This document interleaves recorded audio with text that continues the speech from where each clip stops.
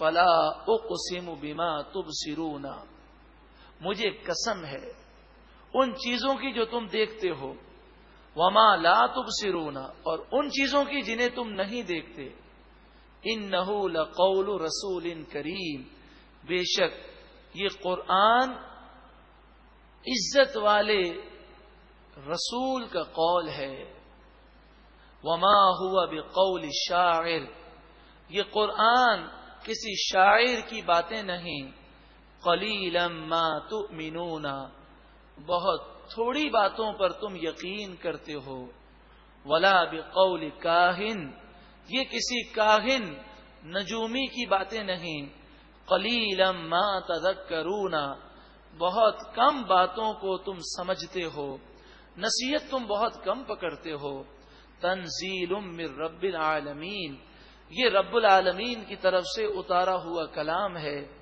وَلَوْ تَقَوَّلَ عَلَيْنَا بَعْدَ الْأَقَاوِيلِ، اور اگر یہ ہم پر کسی بات کا ایک حصہ بھی جھوٹ باندھتے، لَأَخَذْنَا مِنْهُ بِالْيَمِينِ، ضرور ہم پوری قوت سے انہیں پکڑ لیتے، ثُمَّ لَقَطَعْنَا مِنْهُ الْوَتِينَ، پھر ہم ان سے دل کی رگ کو کاٹ دیتے۔ مراد یہ ہے کہ نبی کبھی اللہ پر جھوٹ باندھ ہی نہیں سکتے، جو اللہ پر جھوٹ باندھے وہ اللہ کے غضب سے بچ نہیں سکتا، اور نبی تو معصوم ہے۔ فما منکم من احد عنہ حاجزین، پھر تم میں سے کوئی اللہ کے عذاب کو روکنے والا نہ ہوتا۔ یہ اللہ کا غضب جب آتا ہے تو حاجزین کوئی روک نہیں سکتا، اللہ رب العالمین کا کوئی مقابلہ نہیں کر سکتا۔ ہاں، دعا مومن کا ہتھیار ہے، توبہ سے عذاب ٹل جاتے ہیں، لیکن یہ بھی ایک مہلت تک ہے، لیکن جب موت کے فرشتے آ جائیں تو نہ تو توبہ قبول ہوتی ہے اور نہ ہی ایمان قبول ہوتا ہے۔ وَإِنَّهُ لَتَذْكِرَةٌ لِّلْمُتَّقِينَ، اور بے شک یہ قرآن تو پرہیزگار لوگوں کے لیے نصیحت ہے۔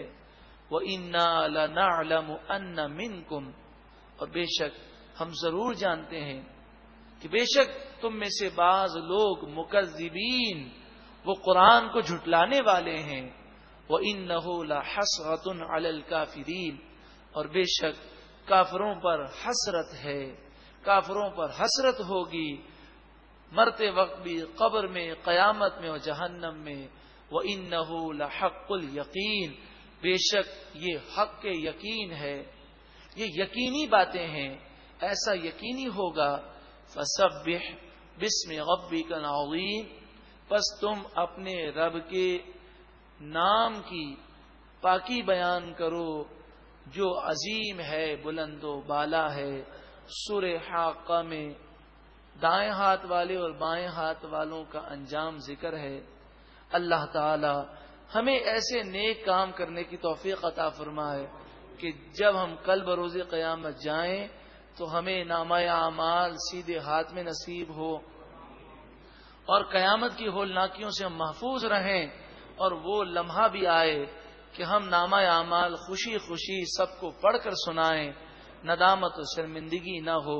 یہ اسی صورت میں ہوگا کہ سچی پکی توبہ ایسی کر لیں کہ پھر گناہ کے قریب نہ جائیں۔